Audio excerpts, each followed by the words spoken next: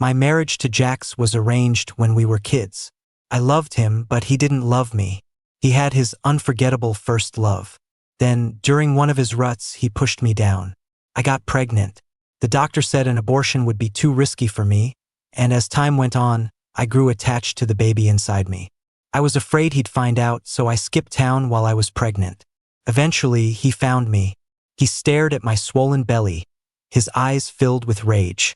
Well, Leo, it's only been 3 months, and you're already pregnant with some other guy's kid. I was terrified, unable to look at him. I instinctively covered my stomach in a protective gesture. Jax's brow furrowed, his voice turning colder. You're not keeping this baby. I may not like you, but you're not going to cheat on me and get away with it. His towering 6 feet 4 inches alpha frame filled the entire rusted iron doorway. Behind him stood a line of huge, intimidating bodyguards. My eyes welled up with tears as I clutched my stomach tighter. Please don't hurt the baby. It's innocent. So you can't bear to get rid of some other guy's kid? Jax strode toward me, casting a dark, heavy shadow over my body. His gaze was like a knife, fixed coldly on my belly. He reached out his large hand. Don't! I almost fell to my knees, shrinking back as his hand missed. Tears streamed down my face. Jax, I don't have any family left. Please, just let me have this baby to keep me company. I'll go somewhere far away, change my name, and we can get a divorce. I promise I'll never do anything to hurt the Ryder family's reputation again. I rarely called him Jax, and my voice was practically begging. Jax stared at me in disbelief. His eyes were a mix of anger, shock, and, was that a hint of devastation? I could even move abroad, but I don't have any money. Jax's breathing grew heavy, his chest rising and falling. The veins on his hands bulged. My heart sank. I knew he was angry, really angry. The baby was doomed, and so was I. My foot slipped, and I nearly fell. Suddenly, a strong arm wrapped around my waist. The next moment, I was airborne. He'd lifted me up with one arm. The feeling of weightlessness made me instinctively cling to his neck. Realizing I was sitting in the crook of his strong alpha arm, I let go. But he didn't take me to the hospital. He took me home. I was brought to the Ryder estate after my grandfather passed away. Jax had always been confident and outgoing, the center of attention wherever he went. I was just his little shadow, always trailing behind him. When people around us would tease me about being his future little wife, Jax would get annoyed and chase them off. At 20, he hated the arrangement our families had made.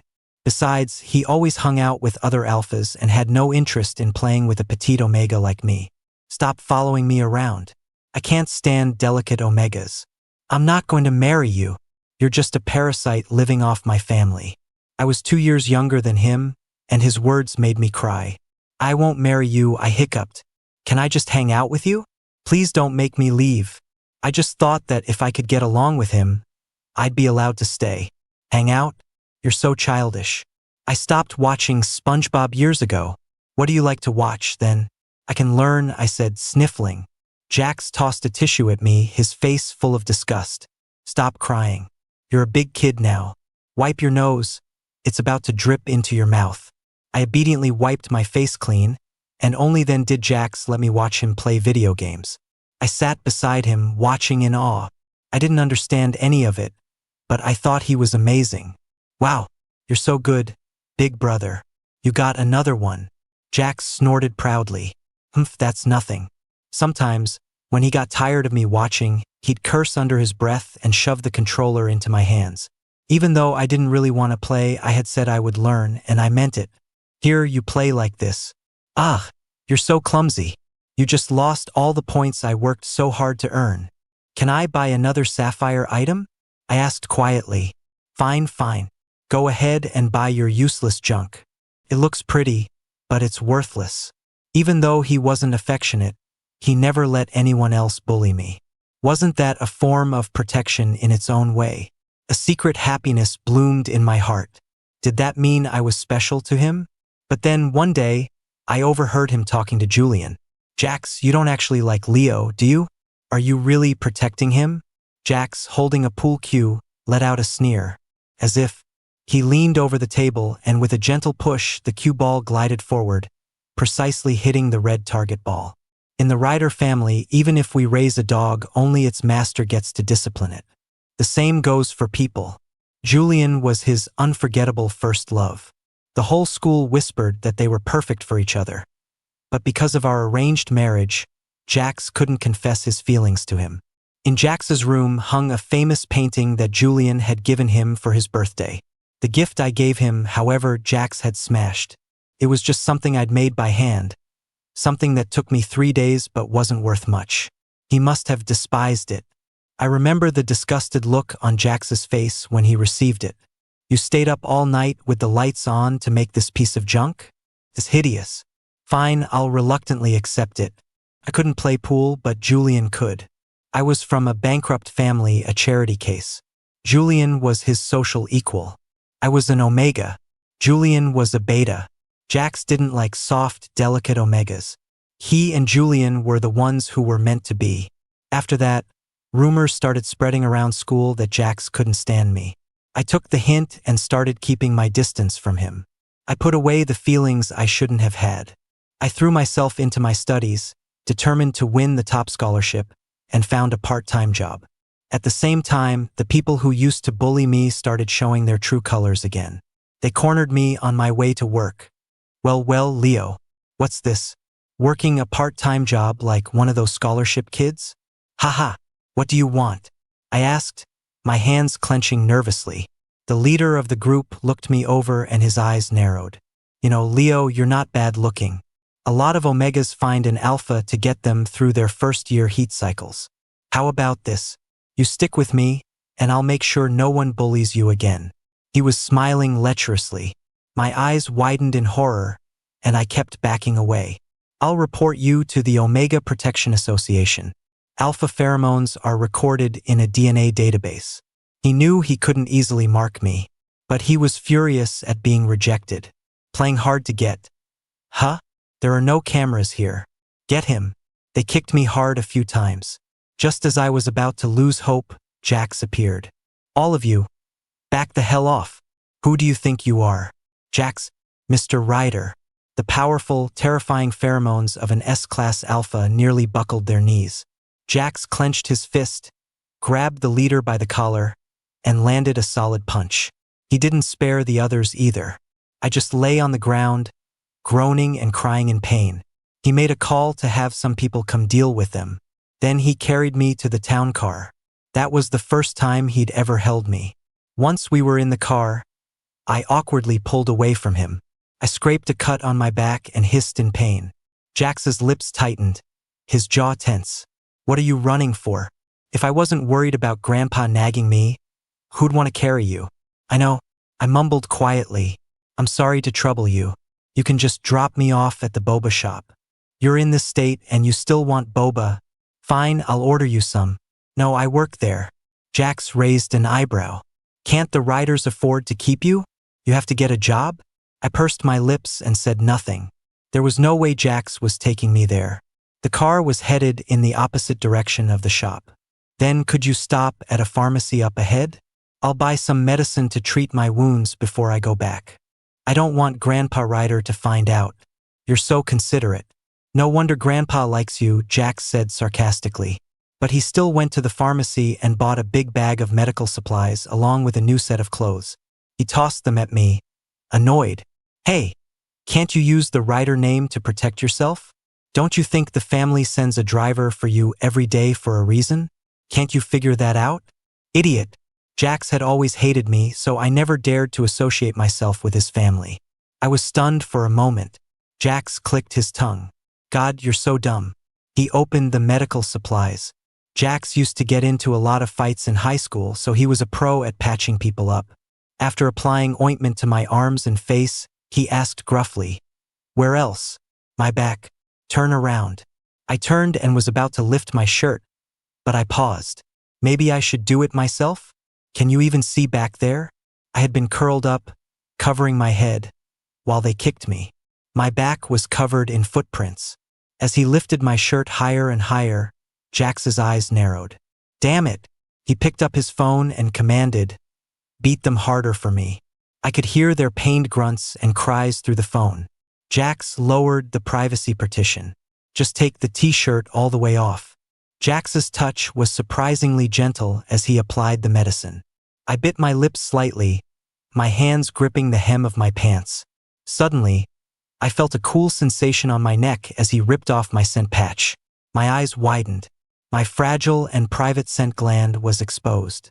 The scent of jasmine began to fill the air. The edge is a little torn.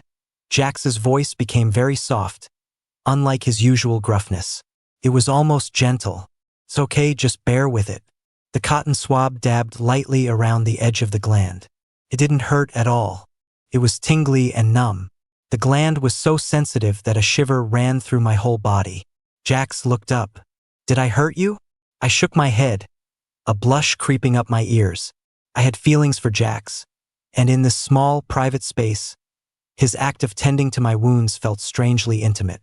My face flushed and my heart pounded. The scent of my pheromones unintentionally grew stronger. The movements on my back paused. Then Jax started applying the medicine much faster. Done. Jax's voice had become a little deep and restrained. He capped the bottle. Do you have any idea what you were just doing? He said, his voice tight. What? I put my shirt back on and turned to see him covering his nose and cracking open a window for air. He started cursing. Did you sleep through your health classes? Don't you know what it means for an omega to release their pheromones in front of an alpha? It means a mating proposal. I hadn't thought of it that way. Embarrassed and ashamed, I shrank into myself. Okay, stop talking. I know what it means. I didn't do it on purpose just now. I'm sorry, but he kept going. Not on purpose. You have no class. That's basically seduction. It's only because it was me, someone who has zero interest in you, that I could control myself. If it had been any other alpha, his expression suddenly changed, and he questioned me fiercely.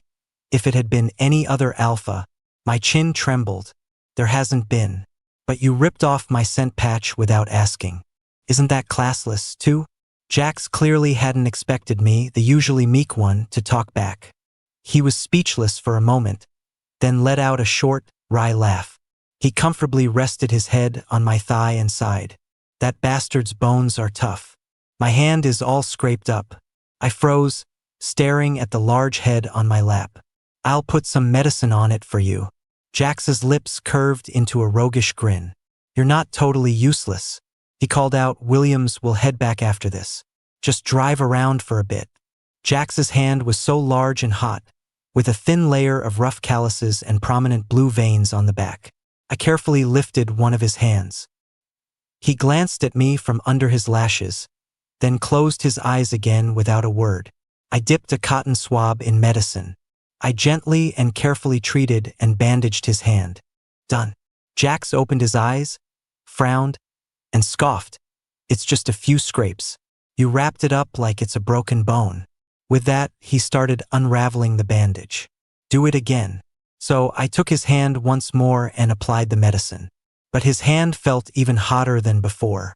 After I finished, Jax's Adam's apple bobbed. A flush spread from his cheeks down to his neck. What's wrong? Do you have a fever? It's nothing, he said, his voice a little heavy. Just then, we arrived home. He quickly grabbed his phone and got out of the car. I got the top scholarship, my part-time job paid out, and I found another job with better pay. I had some savings and a steady income. I told Grandpa Ryder that I was moving out of the Ryder house. I'll work and pay you back after I graduate. Grandpa Ryder wouldn't have it. What's wrong, Leo? Did Jax bully you again? Didn't I cut off his credit cards last time? You two have a rare 99% compatibility rating. You're a match made in heaven. It's not that. It's just, I don't like Jax. Before I could finish, Jax suddenly appeared. He stared at me, his chest rising and falling, and said with a lazy drawl, a compatibility rating this high is hard to find.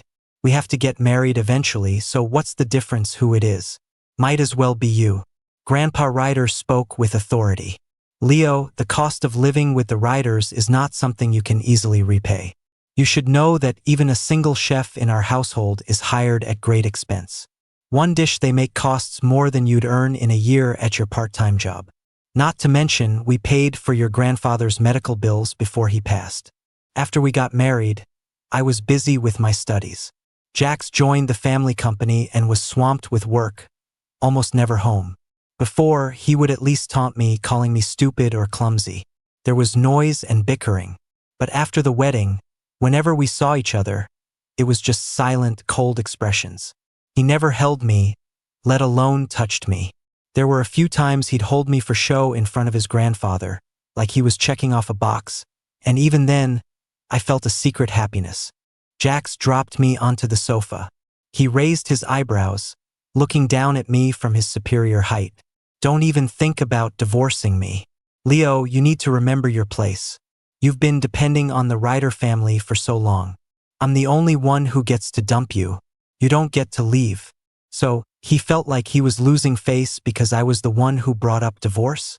I didn't have the right to leave. I know. I lowered my head and spoke meekly. The scent of food wafted from the kitchen as the chef prepared dinner. In less than half an hour, several home-style dishes were on the table. Jax unbuttoned his cuffs and casually rolled up his sleeves. He sat across from me, his eyes sharp and contemptuous. Who is this other guy? Anyway, you've only been with him for 3 months and you already look like a ghost. My hand, holding my chopsticks, paused. There's no other guy. Jax narrowed his eyes. After a moment of thought, I decided to use this as a bargaining chip. This baby is yours.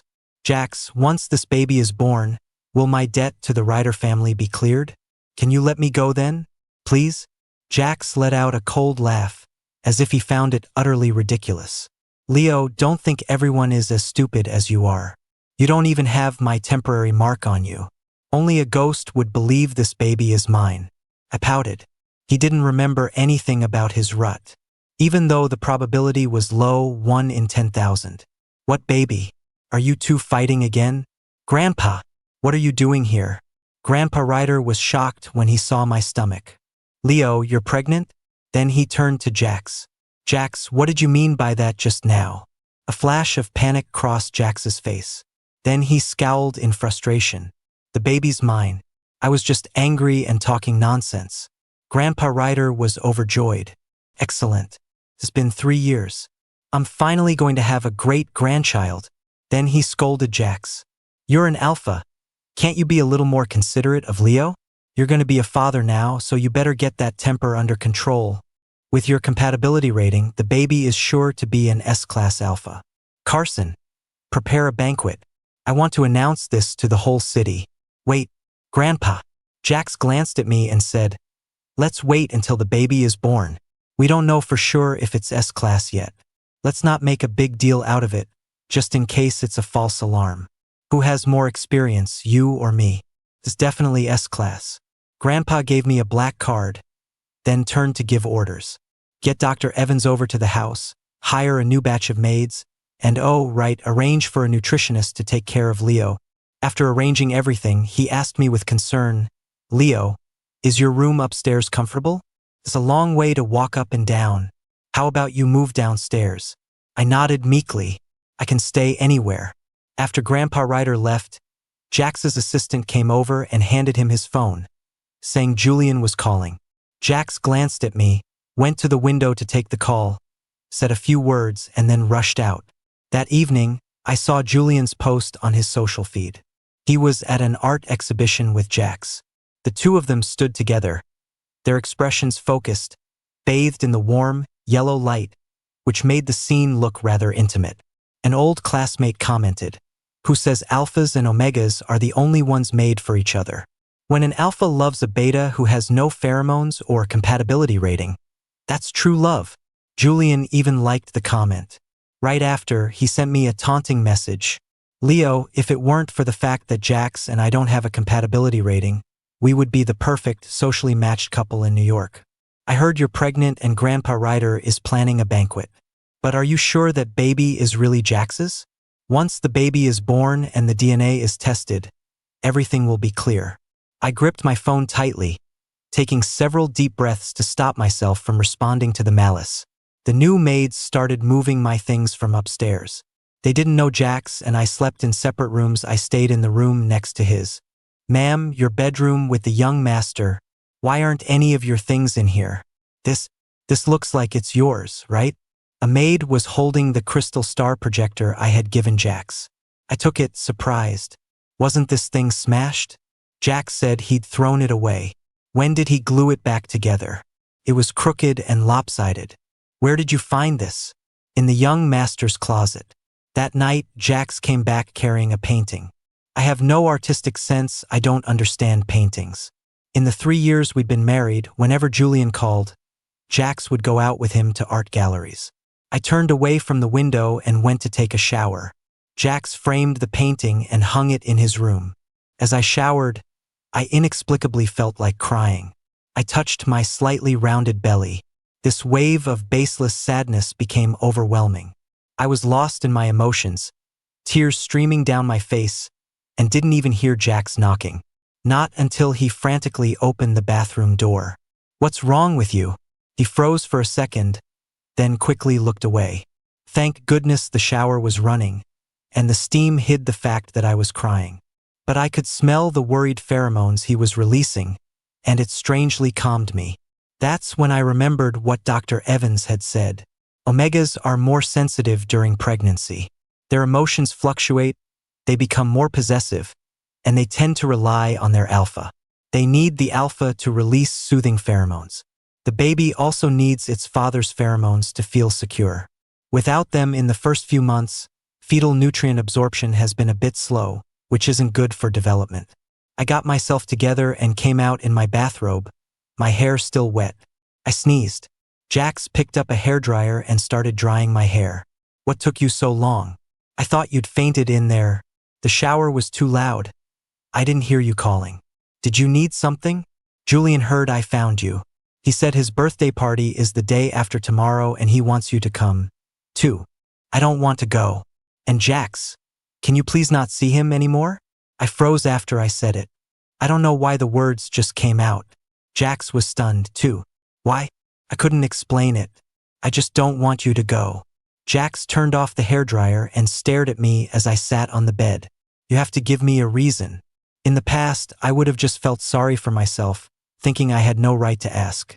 But thinking of the repaired crystal star projector, I took a breath and asked, why do you go every single time Julian asks you to an art gallery? Jax's gaze shifted slightly, clearly trying to avoid the topic. I pouted. If you don't want to talk about it, fine. Silence fell over the room. What are you so sad about? Jax suddenly asked. Am I sad? I looked up, confused. With our high compatibility, and Alpha could sense it keenly. The pheromones you're releasing are practically dying of sadness. I feel like I'm drowning in tears, and you don't even know it? How are you still so clueless? He sighed, as if exasperated, and sat down. I never wanted to bring any of this up again for the rest of my life. It's kind of a Ryder family secret. Jax's mother was a painter. She met Jax's father at a gallery, and it was love at first sight. But Jax's mother was a low-level Omega, and her compatibility with his father was only 68%. Grandpa Ryder disapproved of them.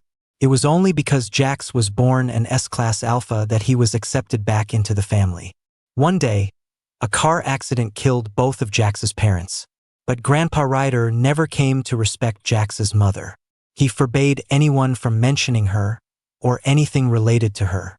Jax was just trying to buy back his mother's paintings that had been scattered to the public. Julian just happened to have the right connections. I'm sorry for bringing up something so painful. It's fine. It was a long time ago. I'm finding that talking about it isn't so bad. So it was just to buy your mom's paintings? What else did you think? Everyone at school said you two were perfect for each other, that he was your one great love. Jax laughed as if he'd heard the funniest joke. Julian and I have been best friends since we were kids. What kind of rumors are people spreading? Wait, why do you care so much, anyway? A flicker of hope crossed Jax's eyes. I looked down, just curious. Gossiping is human nature, but knowing the truth made me feel a lot calmer. Okay, so why were you sad? And why are you happy now that you know the truth? Jax stared at me. He could definitely feel the change in my pheromones. I instinctively tried to avoid his gaze. Dr. Evans said omegas are emotionally unstable during pregnancy. This is normal for me. He also said you need to release pheromones to calm me down. Jax snorted and stood up. Leo, have you no shame? You want me to release pheromones to soothe this bastard child? I'm not its father. Why should I? I'm only acknowledging this child in front of Grandpa out of respect for our childhood friendship. And now you're pushing your luck? I'm about to grow green horns from being cheated on. Jax was furious. It really did look like I was being unreasonable. I mumbled, just a little bit, please? Or you could leave your tie. The clothes he was wearing would surely be saturated with his scent. Jax looked at me doubtfully. I grabbed his sleeve and gave it a little tug. Jax's mouth tightened. With a frustrated sigh, he ripped off his tie, threw it at me, and went upstairs. 10 minutes later, I got a text from Julian. Leo, what kind of trick did you pull to make Jax skip my birthday party? He comes to my party every year. Why is he suddenly busy at the company this year? It had to be you. Clutching the tie, I suddenly felt a surge of confidence.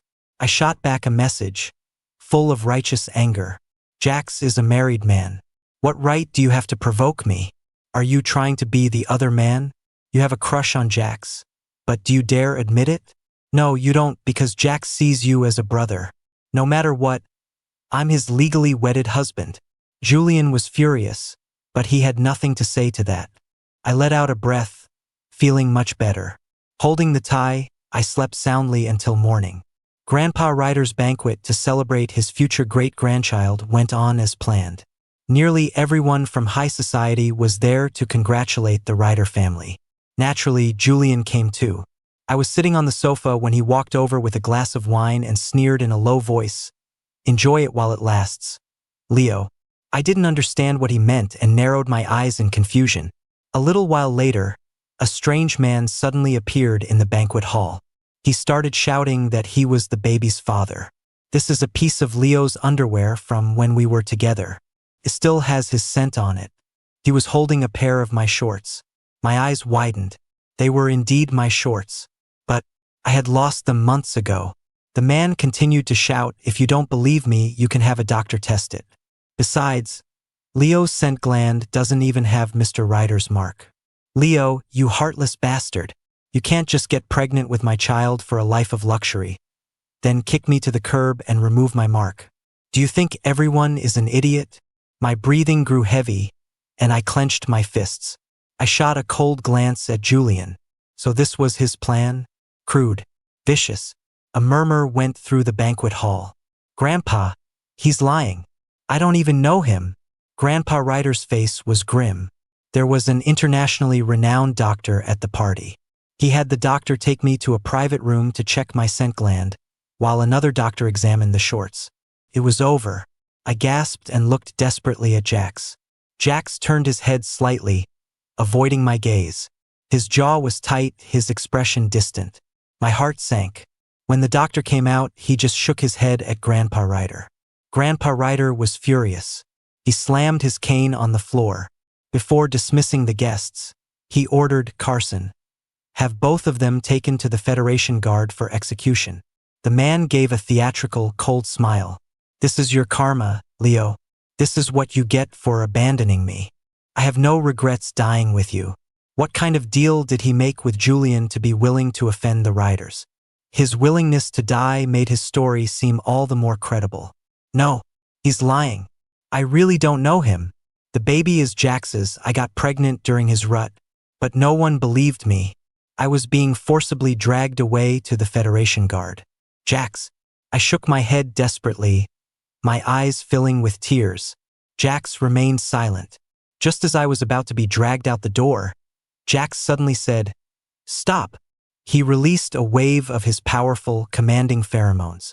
It was cold and sharp, like an unsheathed blade, carrying an oppressive weight that defied resistance. Grandpa Ryder roared, "Jax, have you lost your mind?" But the oppressive feeling in the hall continued to intensify.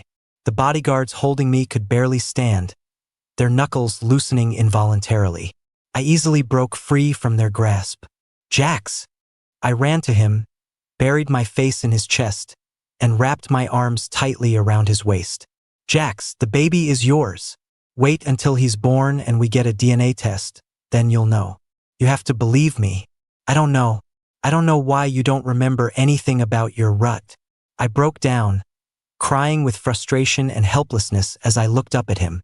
He looked at me, a little lost, then paused before gently wrapping his arms around me. Grandpa, let Leo stay. A venomous look flashed in Julian's eyes. He knew Jax would protect me. He spoke in a considerate and polite tone. Grandpa Ryder, if I may make a suggestion. Out of respect for the old friendship between the Ryder and Chi families, we can't send Leo to his final resting place so soon. But this illegitimate child cannot be born. It will bring shame to the Ryder family. Why not send Leo to a remote country and then terminate the pregnancy? You shut up. My eyes were red with rage. Julian, you did this, didn't you? It must be you. How else would you know I wasn't marked? What did you do during Jax's rut? You're the one who hired that stranger. Julian feigned innocence. Leo, you can't just throw out accusations without any proof. I was just speaking up for you, and now you're framing me. I gritted my teeth, and with a surge of determination, I looked at the doctor. Doctor, can you perform an amniocentesis to test the DNA? I knew that an amnio was risky for an omega more than 20 weeks pregnant, but I had no other choice. Fortunately, the procedure went smoothly. While we waited for the results, Julian became visibly agitated. Jax held me the entire time. He even released his pheromones to soothe me. Paternity is confirmed. The doctor came out with the test results and showed them to Grandpa Ryder. Grandpa was ecstatic after reading them and then handed the report to Jax. My boy, this old man was wrong about you. I'll give you that piece of land in the western suburbs. If there's anything else you want, just tell your grandpa. I looked at Julian. Grandpa Ryder understood immediately. Carson, inform the Langdon family that if they don't send Julian over to explain himself, all cooperation between our families will be terminated, and the Ryders will pull all funding immediately. Julian was so scared he almost fell to his knees. Grandpa Ryder, no, please listen to me. He was dragged away by bodyguards before he could finish. Jax stared at the report, his eyes wide. Then, overjoyed, he lifted me up. He was about to spin me around when Grandpa Ryder stopped him. Don't move her. You reckless boy. What's gotten into you? Jax put me down, his voice filled with remorse and guilt. I'm so sorry, Leo. I shouldn't have forgotten everything. I should have trusted you. He turned and ordered angrily, find out what the hell happened. I almost lost my husband. On the way home, in the back of the town car, Jax held me in his lap. He buried his head in my shoulder and asked in a hoarse voice, why did you help me through my rut? That was 3 days. You didn't have to stay. I pursed my lips. The lamp I gave you, you said you smashed it and threw it away, didn't you? I broke it by accident. He lifted his face. You saw it? You did a terrible job gluing it back together. Jax smiled a little. Yeah, well, forgive a guy who's all thumbs. I'll try to fix it up again later. He buried his face in my shoulder again, taking a contented breath. You used to say you didn't like me, and I pretended not to like the gifts you gave me. The truth is, I loved them. I loved everything you gave me. I love you, Leo. His voice became husky and tender. I huffed and pushed his big head away. I don't believe you. You said, in the Ryder family, even if we raise a dog, only its master gets to discipline it. The same goes for people. I heard what you and Julian said. You don't like me at all. You're just acting this way because of the baby, right? No. Jax rushed to explain. That was back in school. I had a reputation to keep up. I hated the arranged marriage, so I'd tell my friends I didn't like you. I was wrong. I shouldn't have been so stubborn. He lightly slapped his own mouth. If you're angry, you can hit me. He took my hand and pressed it to his cheek. I tried to pull away, but he held it tightly against his chest, where his heart was pounding fiercely. What about you? You still haven't answered my question. Why did you stay with me during my rut? Jax looked at me intently. I feel the same way you do. Jax smiled, cupped my face, and kissed me. Then the kiss deepened. He whispered between kisses, my love, I'm so happy. The kiss left me breathless. I leaned against him, gasping for air as tears of emotion welled in my eyes. You need to stop releasing your pheromones. It's suffocating. Is it too much? I got excited and lost control. He gently reined them in. His large, warm hand gently covered my stomach, stroking it in slow circles. You need to grow up big and strong. Mommy and Daddy are so excited to meet you. Suddenly, a look of fear crossed his face. He bent down and kissed my belly. He almost didn't make it. I'm so sorry, my love. His voice cracked with emotion.